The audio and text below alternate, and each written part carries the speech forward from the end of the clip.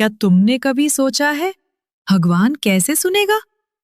तुम बोलते जाते हो, रटते जाते हो, मंदिरों में, मस्जिदों में, गिरजाघरों में, गुरुद्वारों में तुम्हारी जुबान चल रही है, मन कहीं और भाग रहा है और तुम सोचते हो भगवान सुन रहा है। ओशो कहते हैं, ईश्वर तुम्हारी भाषा नहीं सुनता, ईश्वर तुम्हारी भावना सुनता है। ईश्वर तुम्हारे शब्दों में नहीं, तुम्हारी मौन में बसता है।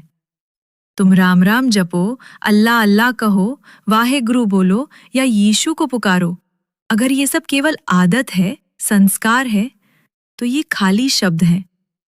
शब्द जो तुमने उधार लिए हैं, शब्द जो तुम्हारे हृदय से नहीं फूटे।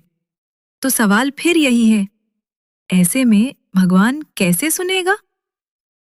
देखो, जब बच्चा माँ को पुकारता है, माँ, तो क्या उसे संस्कार सिखाने पड़ते हैं? क्या उसे वेद पढ़ने पड़ते हैं? नहीं, वो रोता है सच्चाई से। उसका रोना ही उसकी प्रार्थना है, उसकी मासूम पुकार ही उसका धर्म है, और माँ दौड़कर आती है। भगवान भी ठीक वैसा ही है। वो तब आता है जब तुम सच में पुकारते हो। लेकिन हमारी पुकार में सच्चाई नहीं है। हम पुकारते हैं ताकि लोग हमें देखें। देखो कितना धार्मिक है। हम आरती गाते हैं, लेकिन मन में बाजार चल रहा होता है। होठ ओम बोलते हैं, लेकिन भीतर ईएमआई की चिंता चल रही होती है। तो बताओ, भगवान कैसे सुनेगा? ओशो कहते हैं, तुम्हें चिल्लाने की जरूरत नहीं है।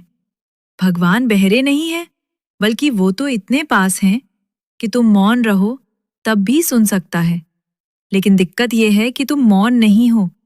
तुम्हारे भीतर शोर है, सोचों का शोर, डर का शोर, इच्छा का शोर, पहचान का शोर।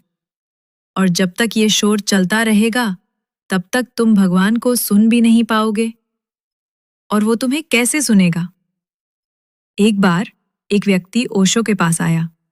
उसने पूछा, मैं रोज मंदिर जाता हूं, पूजा करता हूं, आरती करता हूं, लेकिन कुछ अनुभव नहीं होता। क्या भगवान मुझे नहीं सुनता? ओशो मुस्कराए, बोले, तुम भगवान को बुला रहे हो, लेकिन तुम घर पर ही नहीं हो। तुम अपनी पूजा में मौजूद नहीं हो।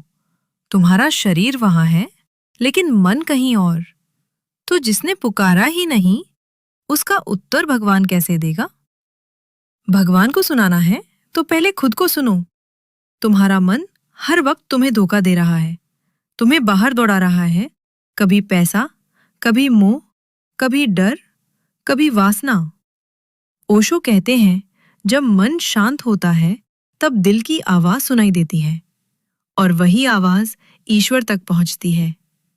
प्रार्थना कोई शब्द नहीं है। प्रार्थना एक स्थिति है जहां तुम पूरी तरह से उपस्थित हो, अपने भीतर, अपने मौन में, अपने प्रेम में।